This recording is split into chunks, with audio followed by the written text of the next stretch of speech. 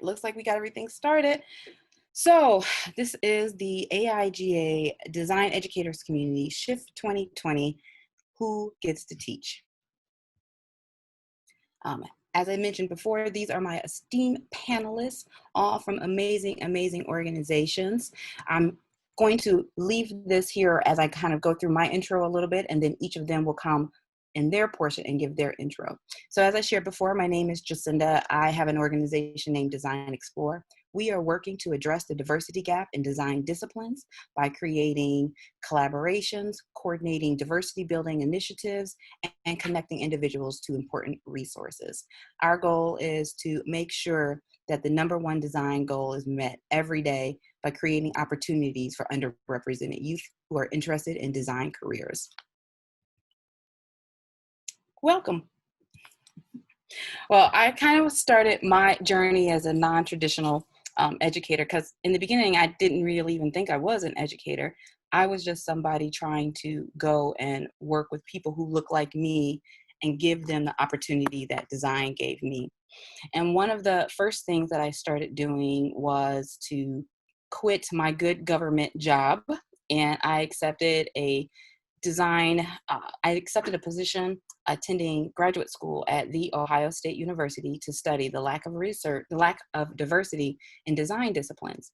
It was a 3.5-year project, and through that project, we created 4 deliverables. The first deliverable is the design journey map framework. The second deliverable is the 15 strategic goals. The third deliverable are the design principles. And last but never, ever, ever least is Design Explorer. I created Design Explorer out of the need. And when I found out that there were really only about 7 or 8 organizations nationwide working on solving this nasty, wicked problem of the underrepresentation that happens in the design disciplines. But the most amazing thing that I realized was that I was the only one willing to do it full time. Right? Like I was the only one able to kind of throw everything on the line and dedicate full-time hours to this problem. And so one of the things that we're always working on with Design Explorer are how can we create initiatives along the design journey? And so our very first big popular initiative was the Design Learning Challenge. We've done about 4 of these across the country. The Design Learning Challenge is an event where I pair professional designers on teams of 5 to 8, 7 to 12-year-old students. And we do the design challenge for the entire grade level. So when we were in Minneapolis, we did a design challenge at Whittier Elementary for 101 fifth graders. It was myself and 11 other volunteers. We did the special needs students. We had 2 autistic students in our team as well. And one young man showed up late this particular day for school, and he thought he was just going to sit in the library. And I explained to him, everybody's doing design today. Everybody, you too. And he's like, now? Right now. So I placed him on a team, and these are some of the projects and stuff that we created from there. So here you'll see a picture of me talking to a group of students at Kipp Elementary in New Orleans. And then this is a picture of myself and Teresa from the Minneapolis chapter working with groups of students on design projects. So we do design thinking, a little bit of prototyping with these types of things. We try to relate them to the K-12 things that they're learning in their classrooms right then and there. And it's actually a really, really fun, highly energetic 2-hour activity. The next really big thing that we do at Design Explorer are diversity building initiatives. These are the types of initiatives that work to provide access to underrepresented youth who are interested in design. And so this means that I travel to many, many different locations. I've had the fortunate opportunity of being one of the educators with the Smithsonian's Cooper Hewitt Design Museums, identify schools with the education team that we take programs and give opportunities to. I also am an educator with the Museum of Contemporary Art here in Cleveland, Ohio, where I do intergenerational design youth activities, where we have parents and their children and parents and families working together to solve a challenge. And then we also have a project with the Cleveland Public Library where we do digital design workshop series throughout the summer months. So I travel throughout Cleveland, East and West Side, doing design activities. The library produces the Wi-Fi and the laptops. Adobe gives the Adobe Spark that we use, and then I provide the volunteers and I facilitate design training for them. And then last but never least, we just started these this summer. So these are fresh, hot off the presses, literally. This is our Think Like a Designer workshop series. And so with the Think Like a Designer workshop series, we needed something that was indoors and outdoors. So we go in church backyards, community center parking lots. We've been in YMCAs. We've been in Boys and Girls Clubs doing these.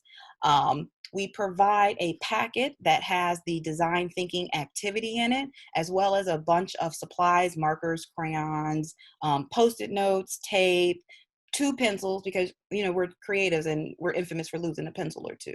So we put those extra ones in there, pencil sharpeners. The pack also comes with a set of user cards where the student who receives the packet can explore and begin to do some empathy mapping around a specific user.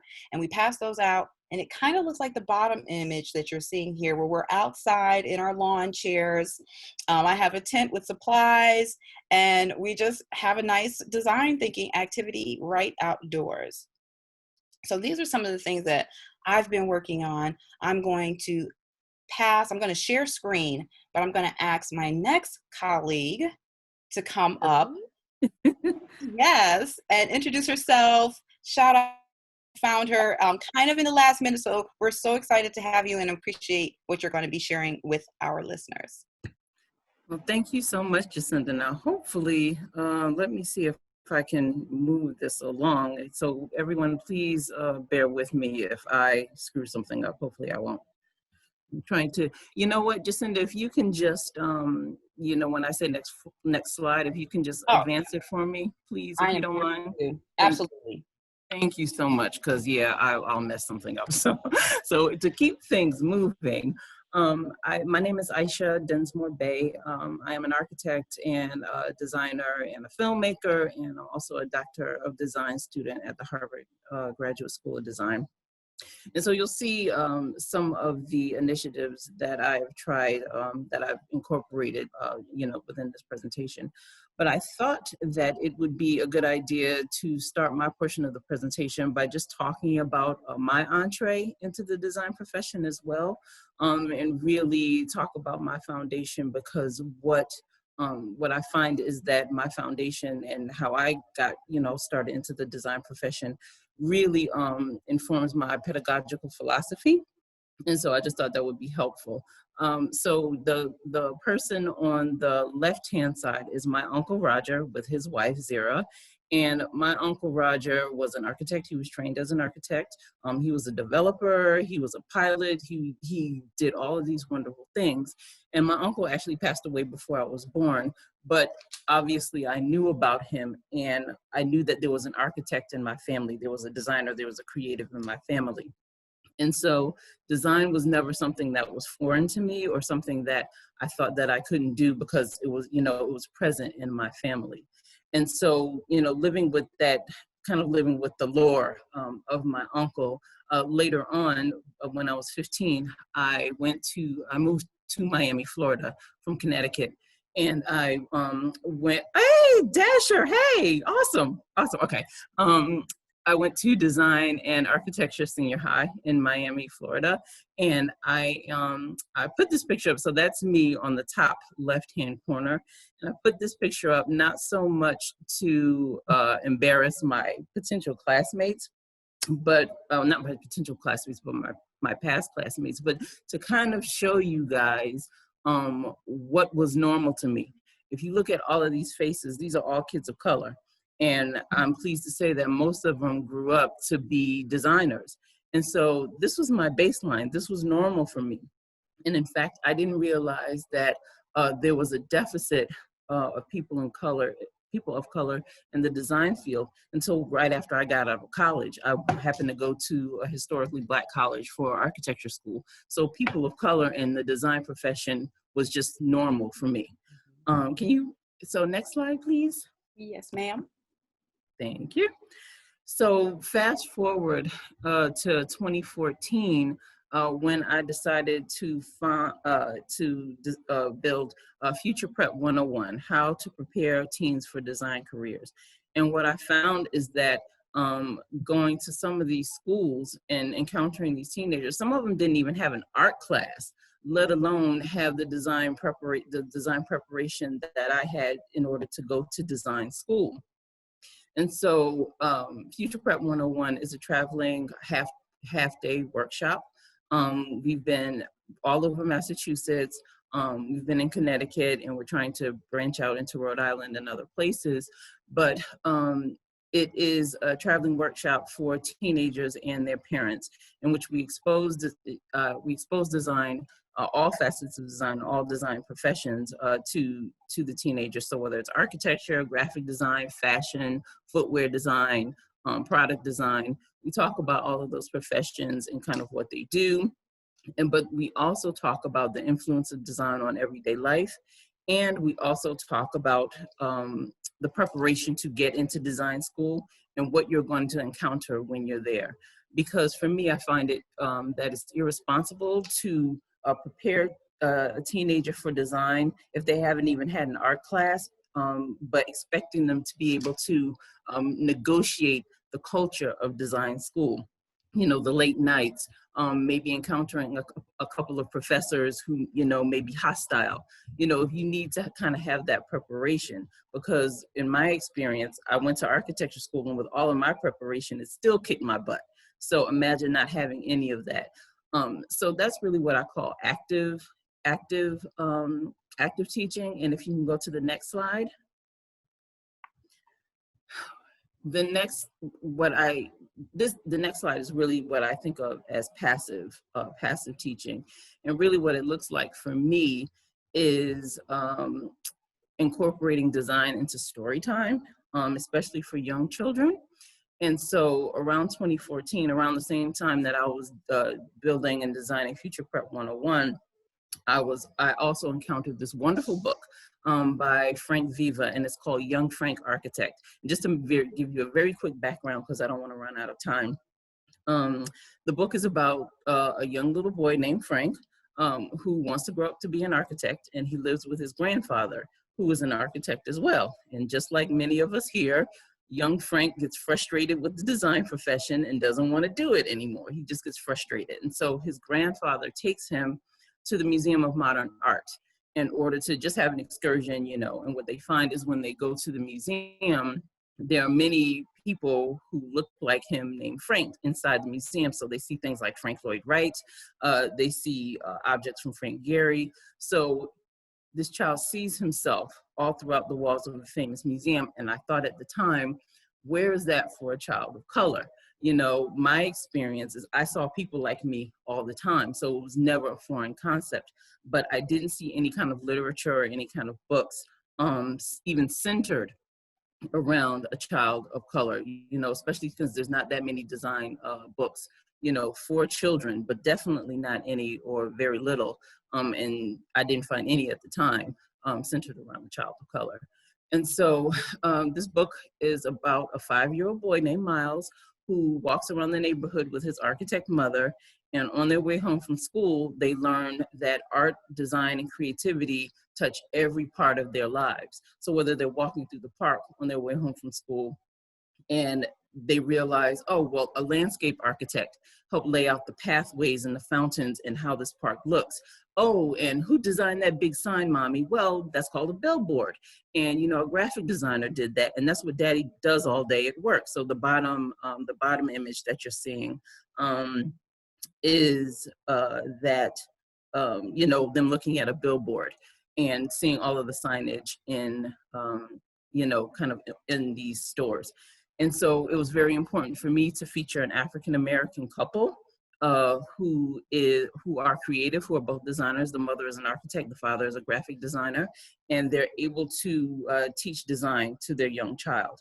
And also the book, I wanted to write the book, yes, for children, but also for parents who, if in reading that book, later on your child exhibits creative you know, creative tendencies that you, because not everybody is meant to be an architect.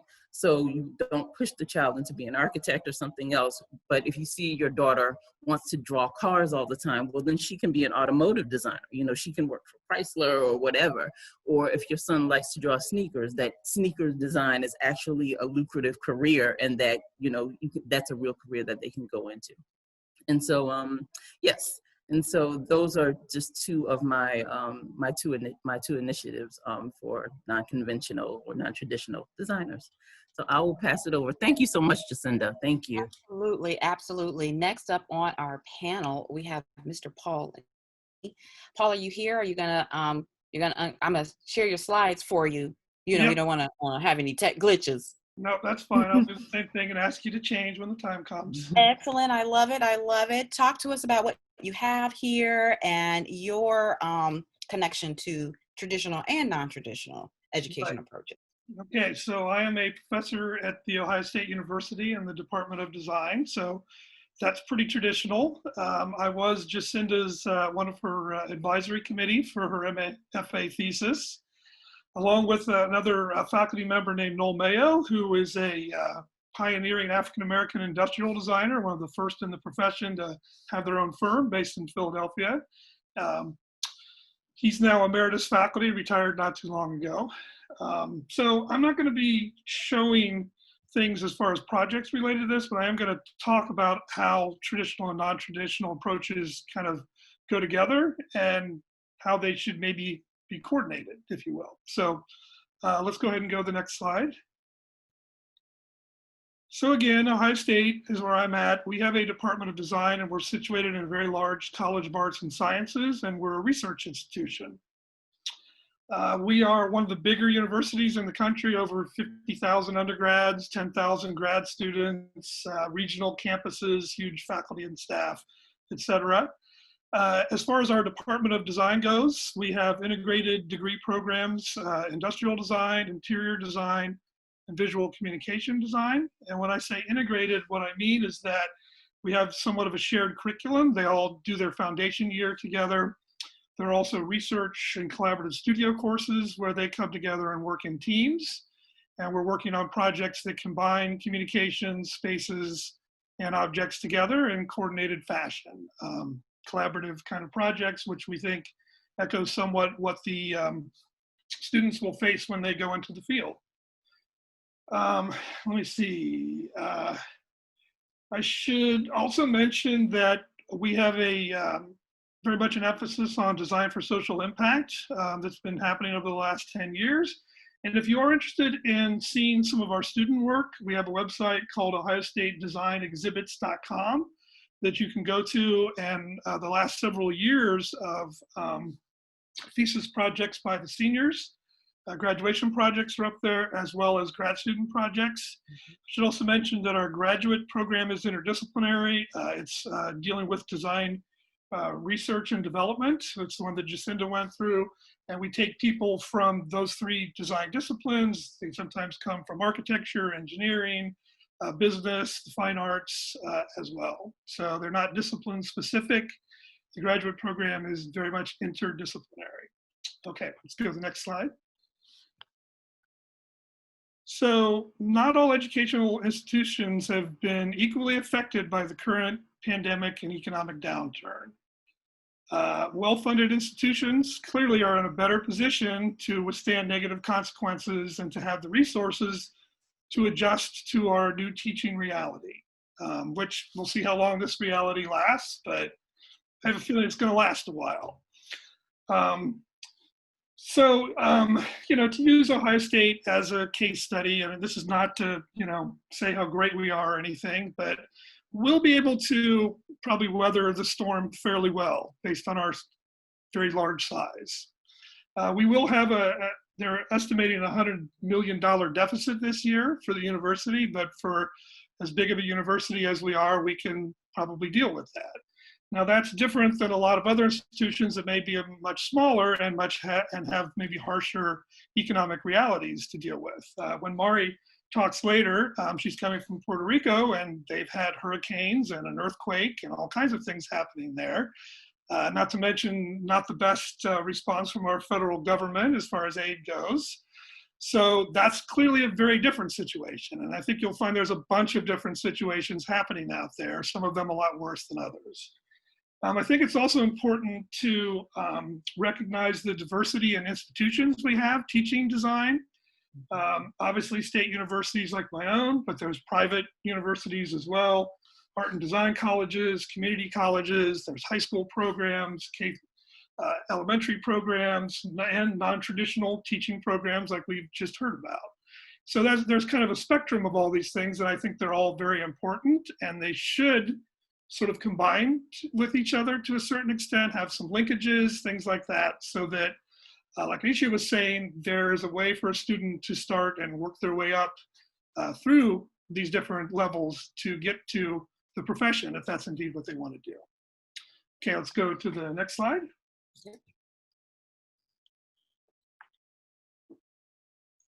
Yep, this is you. Okay.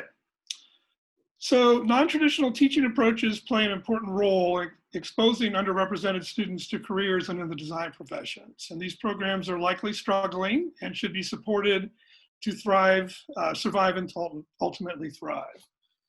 So, you know, the question I guess I would ask is, how might AIGA and the DEC and the DEI areas, how should we, you know, with the other professional organizations out there, address the structural and systematic issues that are related to underrepresented students? That may mean putting some money into this and some additional efforts and things like that, so that when underrepresented students are starting in these programs, the support is there to move them along. And that's one of the things Jacinda mentioned about her MFA thesis, was that design journey map, which is kind of talked about going through, starting as an elementary student, getting all the way to the profession. What are all the different things you have to do that? And where are there particular approaches where something may happen and you may drop out of that sequence, right? And if that's a particular problem, what can be done to address that? I know Jacinda had issues teaching here in Columbus when she was a grad student in one of the economic disadvantaged areas of the city where the students did not have access to the internet or to computers, right? And if that's something that they should have in a non-traditional program, well then how do we figure out how to do that? And again, I think it's something that AIGA should be involved in. And then let me just close by saying I'm also on the board of the local Columbus Center for Architecture and Design, which is an interdisciplinary group made up of all the different professional societies from all the design and architecture groups. And they run a camp for both high school students and for elementary students every summer that, you know, is this sort of non-traditional kind of approach. And I think there's a lot of these kinds of things out there, but maybe it would be good if there was some coordination between all of this, and maybe AIGA and other groups are in the position to bring that along. So that's it for me. Thank you. Thank you, Paul. Thank you, Paul. Now, we have a video from Mari. I'm not sure if she's on the call, but if she is here, oh, might be the internet. Not a problem. We have a 3-minute video. I think it's actually 4.5, so don't quote me. But we're going to play Mari's video at this point, and I hope you all enjoy it.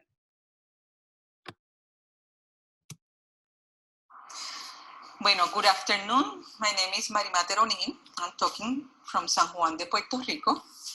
The reason that you're listening to this and not listening to me in real time is because probably I will drop out from the internet. Since the beginning of this year, as many of you guys have been affected by the famously digital divide, and my internet connection has been very spotty.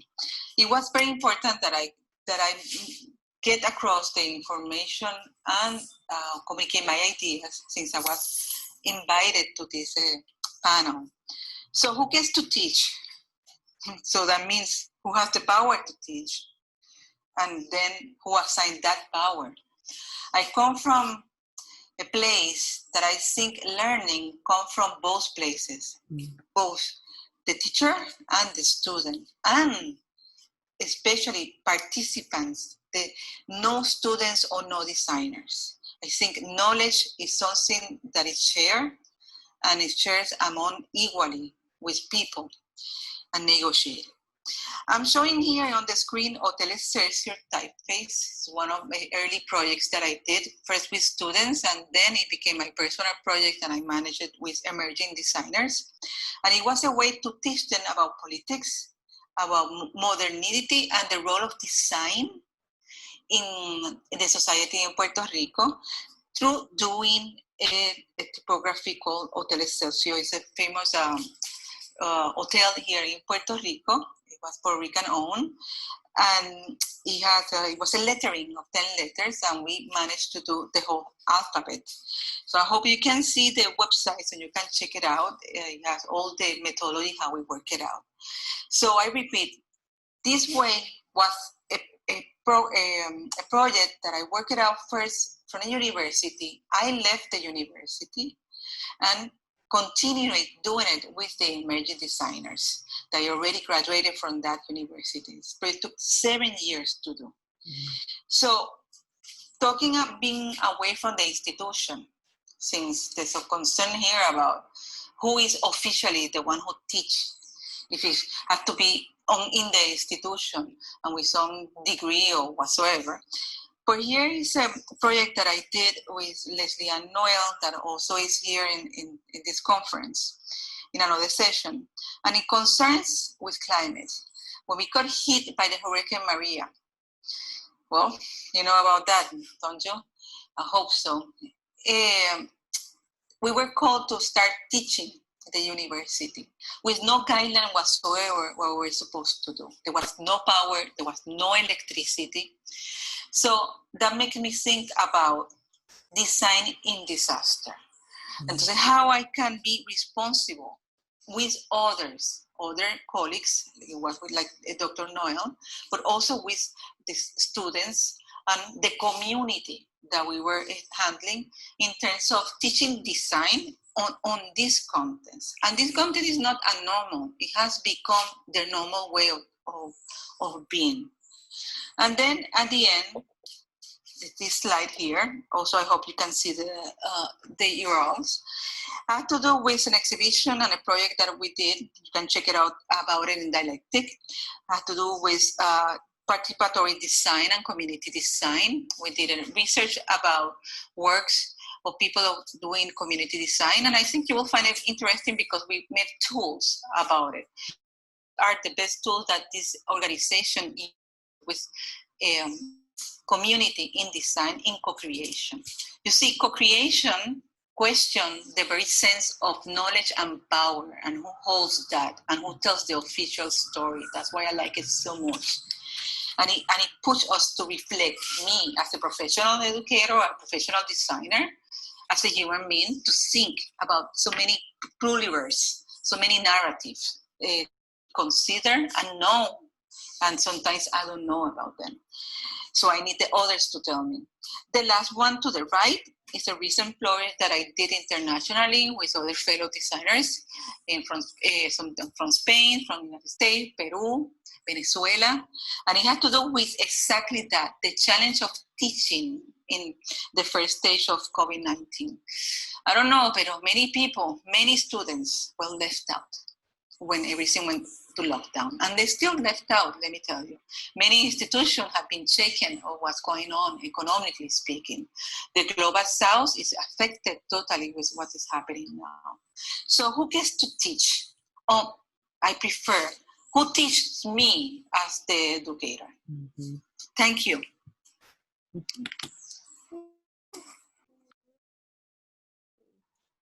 Excellent. Excellent. I'm here. I haven't dropped out. I'm still here, closing my fingers that I drop out. Well, we love the video. Thank you so much for doing that for us. I hope you are well in Puerto Rico. I hope things are going well for you. We're so excited to have you on the call. I would love if we can, because we actually did very well, you all. It is 3:05. This means that we have like a whole 40 minutes to break this down. I know, Lisa, we're gonna go past 3:30, but we can make it. We can make it. All right, so I've been You listing actually out. don't have that long. Oh, tell me what we got. So I don't go. So I don't mess up too bad. You got till 3:33. 3:33. Okay, so that still means we're good though. We still got like a whole 30 minutes almost. All right. So what I've been doing is while each of you all were talking, I've been kind of jotting down some questions and jotting down a couple of topics. So what I think I'm going to do is I'm going to just this slide up here. I still am not able to see the chat. So if you all are seeing or saying things in the chat, I totally cannot see them. Hopefully Lisa and Alberto will share them with me. Yes, the presentation is over. I guess my first question, I'm going to pass it over to Aisha and ask, you know, we've heard both of our other panelists speak about the power, right? That power structure in design, in the culture of design. And I love Paul's way of asking the how might we question, right? So my question to you is, how might we address the power in the culture of design with our students who really have no background? They you know, they don't have the context. Like, what do we tell them? What do we say to them? I mean, I think for me, yeah, power, I'll say is relative because power implies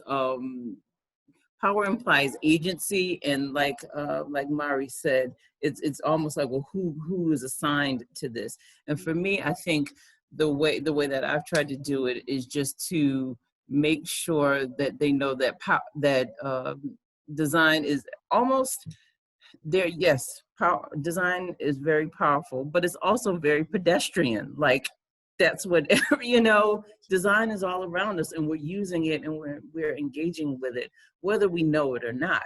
And so I think the way to give power is just to say, well, there's already an approximation. You're already next to it. Okay. And these are the tools. These are the simple tools that you need in order to engage with it. Okay. So really talking about design is just problem solving, you know, instead of this kind of mystical thing that comes from the heavens that only a few people can do. But really just saying, okay, it's basically problem solving, and we all know how to problem solve. So what are the specific things in this particular toolkit that you can use in order to design? I always find those kind of questions to be very challenging, just because, again, I think because of my own background, understanding the power of design, but again, it was so close to me that it was never anything foreign or intimidating. I mean, yeah, architecture school and design school is hard, but it just wasn't as intimidating as it may be for, like you said, for someone who, you know, who doesn't have a background. And so how do you do that? You just become accessible. Also, I feel that a lot of times people absorb things more than you may give them credit for, or like people are always watching you, whether you notice it or not. And so just trying to be an example. And side note, and this is a very like weird kind of anecdote, but I'll just tell it. So this was sometime last year. I was in the art store, because of course I love art stores. Who doesn't? So I was in the art store, and there was this little boy with his friends, and his friends wanted to like hurry up and leave, and he was just entranced kind of with all of the products in the art store. And they were like, come on, you know, let's hurry up, let's go, whatever. And he was just like so focused. And so I didn't know how to approach, because I wanted to say something, but again, this is a kid. So I basically told him, I walked up to him and I said, you know what? When I was your age, I loved art stores too. My friends used to always try and get me out of the art store. And now I do art full time. I'm an architect, and I'm still here doing art, you know, things like that. Just to try and, like, you know, I won't say that was a teachable moment, but that's how it's accessible. Just those little tiny moments. I don't know if I even answered the question, but I think that's my best attempt at answering. I love your answer. I love the aspect of using teachable moments connected with accessibility. I personally am horribly biased thinking that all of them are teachable moments. Every single one of them is teachable moments. In my last camp, I had a young lady, she was in the 7th grade, and they were getting to the part where they're going to start talking about colleges. And she happened to mention in my camp, because you know, I try to get friendly with the students, right? Because they'll tell you more things. And if you get friendly enough with them, they'll tell you anything. I just want to let you parents know that. They'll tell you anything. And so she happened to share that she was having a presentation from some people from some CBHU school, and she wasn't sure if she was going to go because she never seen no people like that before, and she didn't know what to say to them. And I kind of was like, do you mean HBCU? And she was like, yeah, it could have been that. It could have been, like, it could have been. And I said, well, I don't understand.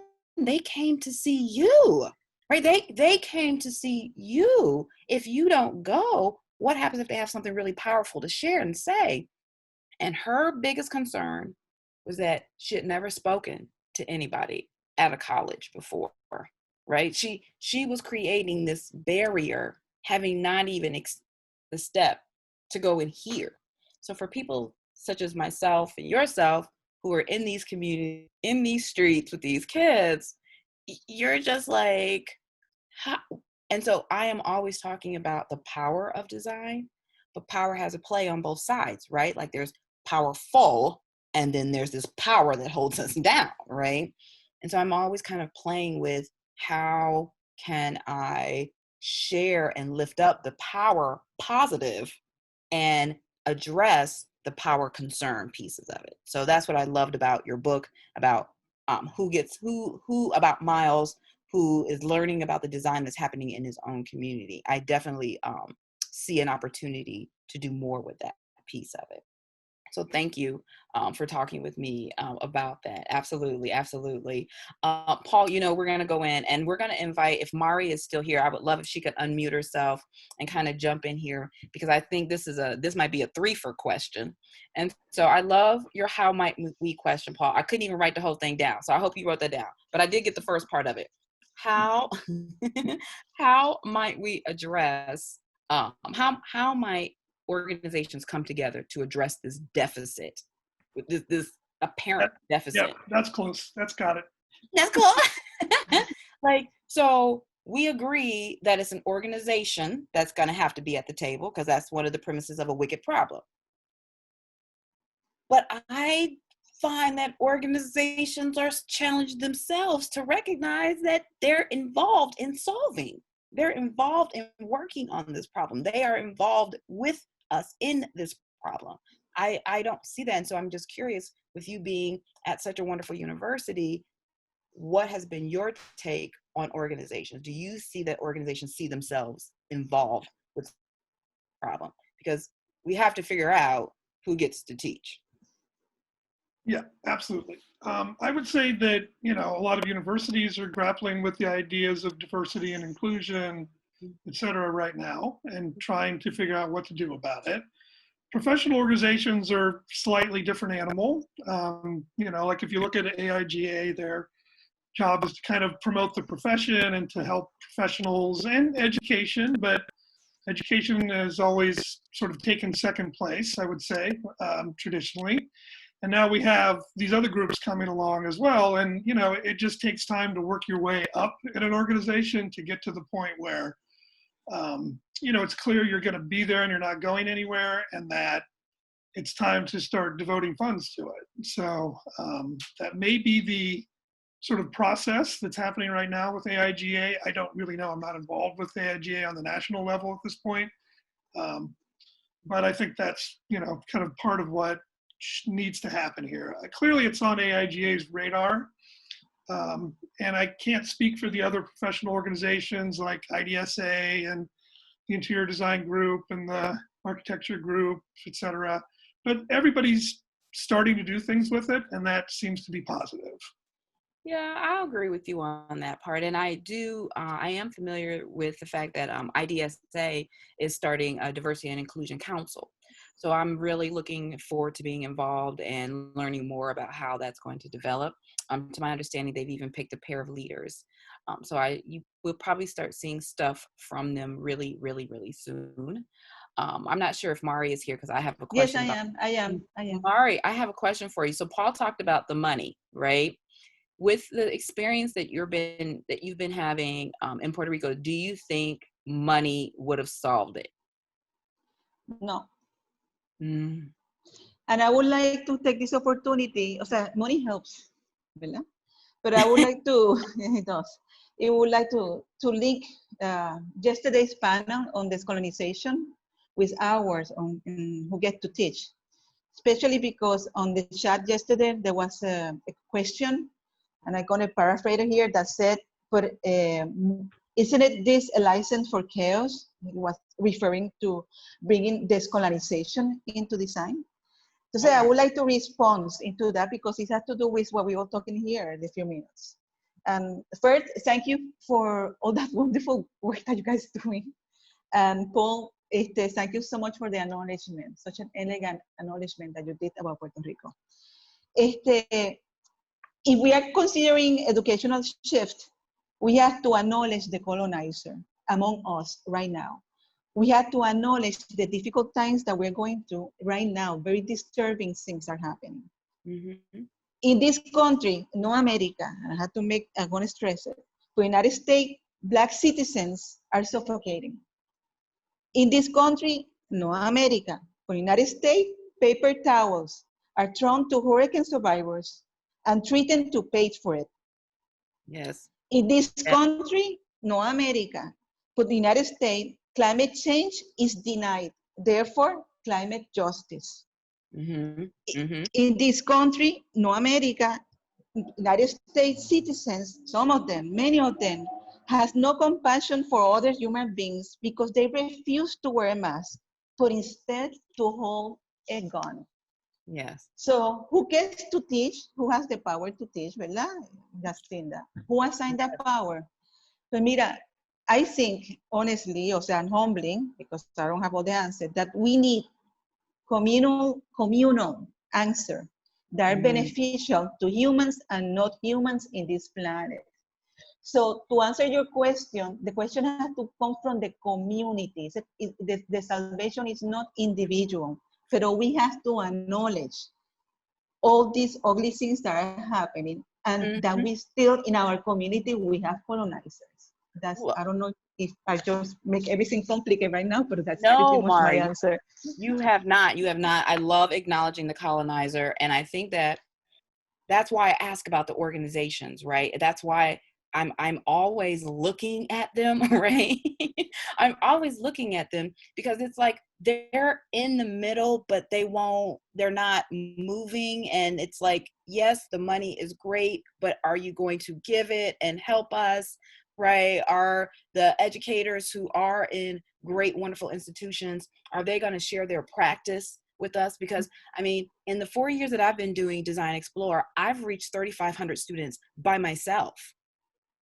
Right? I've reached 3,500 by myself. I don't even know how many AIGA reached last year, but I reached 35 by myself.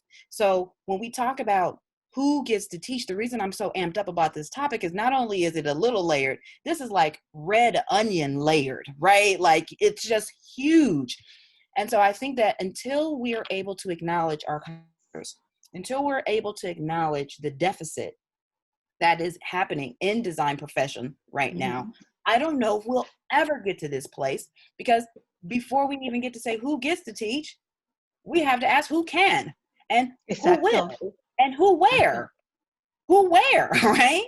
You know, one of the biggest reasons I love to stay in contact with Paul is because every now and then I'll be in a classroom, and I do have to double back to share that I did in grad school confess to Paul and to Dr. Mayo that I was going to quit teaching. Like I had been in the classroom. I'll show you would love this. I'd been there a whole 2.5 weeks, and these kids were wild. Like they were asking questions. I was unprepared. I didn't have the equipment. I didn't have the supplies. I was like, whoa,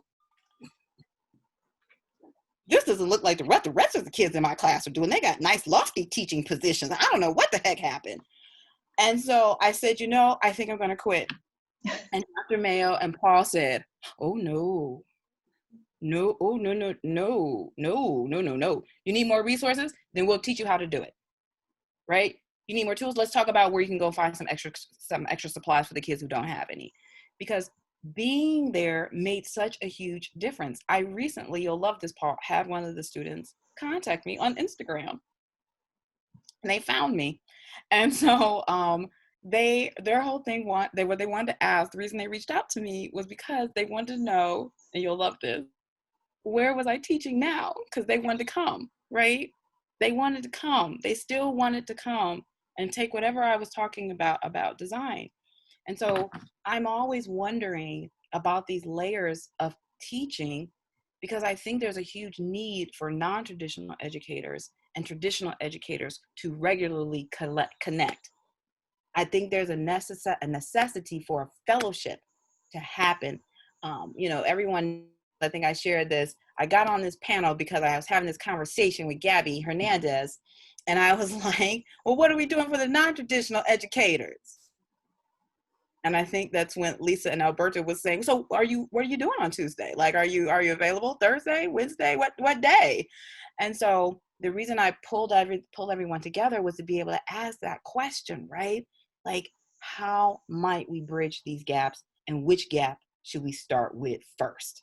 Because they're all massive. Like, do we start with the organizations? Do we start with the money? Do we start with the colonizers? Do we start with the culture? Do we start with the Paul, what are your thoughts? Jacinda, quick, can you turn off screen share? There's been a request so that the community can see itself, since we're not showing any more slides. Thank you. Gotcha. Thank you. No, just stop it. Like, stop the share.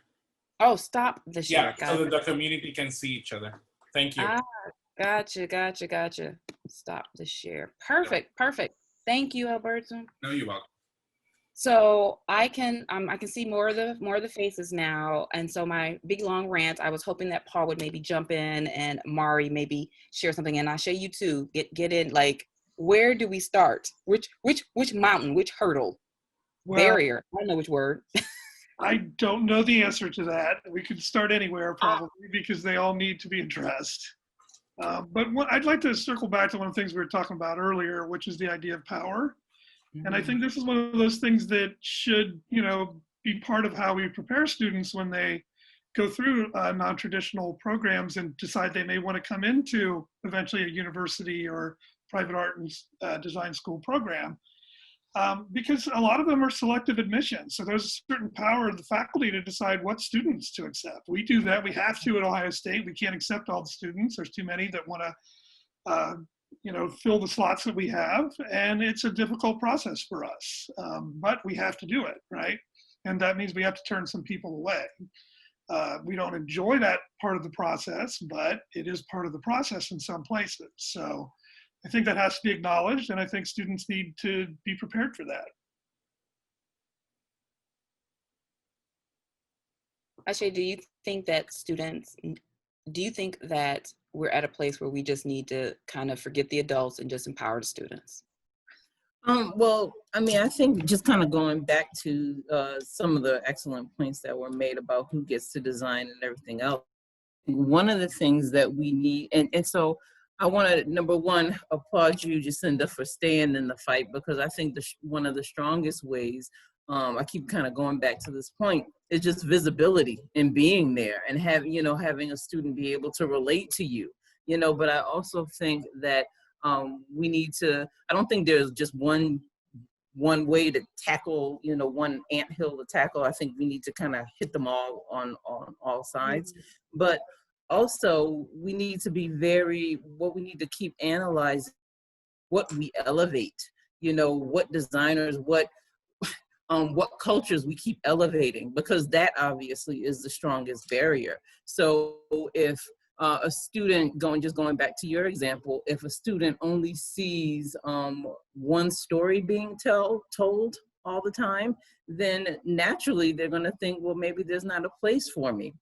So it's really being self-critical and saying, okay, what stories do we keep pushing, to the forefront? What designers, what narrative do we keep pushing forward on all fronts? And, it's going to be painful. This is going to be sloppy, it's going to be clumsy, but we need to do the work so that we're not still having this conversation 20, 30 years from now, and so I don't think that, you know, kind of pushing the adults to the side is really the answer, because like you said, and like you were so eloquent about it, the intergenerational learning, we're all still learning no matter what. You know, I'm going to be 70 and still learning, and there's a million and one things that I don't know now. Yeah. But it, excuse me, it's a process. And I'm happy that we're engaging in the process. I just hope that now that we're in the moment, that eventually when momentum slides, that, you know, that we don't, you know, keep chipping at the root of all of this, which again, we all know is, you know, is supremacy and going back to the discussions of power. So I think that is my thing. It's just really access, visibility, but also understanding what narratives we tend to push forward, and actively reach out for other narratives and other stories as well. Absolutely. And not saying, oh, well, these are other stories. And yes, look at this. This is normal. This is normal. We've had a very narrow. Normal, a very narrow normal. Yes. Yes. Also, I would like, ladies, I would like to add to that that we also, some of our communities have the challenge of that there's no books and no documented stories of our work. So even if we want to, and even if people in the audience, our fellow colleagues, they want to bring that narrative, there's nothing there that they can go. Maybe now, there's a wonderful podcast from Mariana Salgado from Argentina. She's doing a Spanish podcast of Argentines, Spanish-speaking UX designers. So there's a lot of materials in internet in that way, through books, video, the official thing, very hard to find, and it's almost non-existent.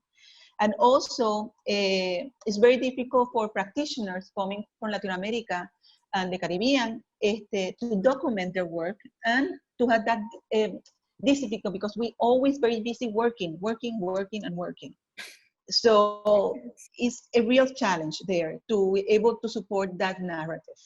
And the other issue that I find is following what Mary is saying, is that it's not only that we document our own work. I am a Spanish speaker person, but the work that personally I have to do is to do it in 2 languages, so my colleagues can understand. However, my colleagues live in just one dimension, and it's a very ethnocentric environment in which all the values come from that specific, you know, those boundaries. And whatever comes from the outside is just, okay, you know, it's out there. I couldn't agree more. Plus, the language is a problem because we even speak in English. It has to be English. It cannot ser, no puede ser en español. No puede ser en español. It has to be English. And that's a barrier. Okay, so hold on. We only have 5 minutes left because we're going to take Lisa's 3 extra minutes. We're going to take them. Tools and resources. Shout it out. Tools and resources. What do we got? Like, put them in the chat, because, you know, Lisa's going to record this chat. Drop tools and resources in the chat. We need to know what kind of history books, what kind of podcast. Is it a poster? Is it a child's book? Is it, because what is it? Shout out, drop tools and resources in the chat. Then our last big, you know, thing, what's next, y'all? We already talked about it. We can't be only addressing one of the anthills. I love that, Aisha. We can't only address one of them. We got to address a couple of them. We can't kick the adults to the curb.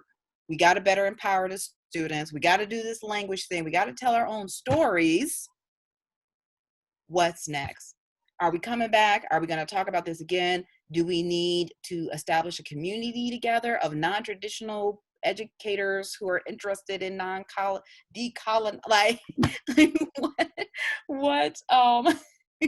what is it? What are your thoughts for next steps? Paul, I see you eagerly trying to get in there. Well, you know, it's been very gratifying to see so many people involved in this, you know, through online means, right? And it's very accessible, it's free, it can be done in your spare time, etc. So I see in the chat, people are, you know, asking, how do we continue the conversation? Does DEC have, you know, subcommittees and things like that? And I think, yeah, that's something that can come out of this, like working groups or other people who want to be involved in some way. You know, everyone's doing it as a volunteer, as was noted on the chat, but maybe there's a way for groups to coalesce and to start addressing some of these issues and developing some of these resources.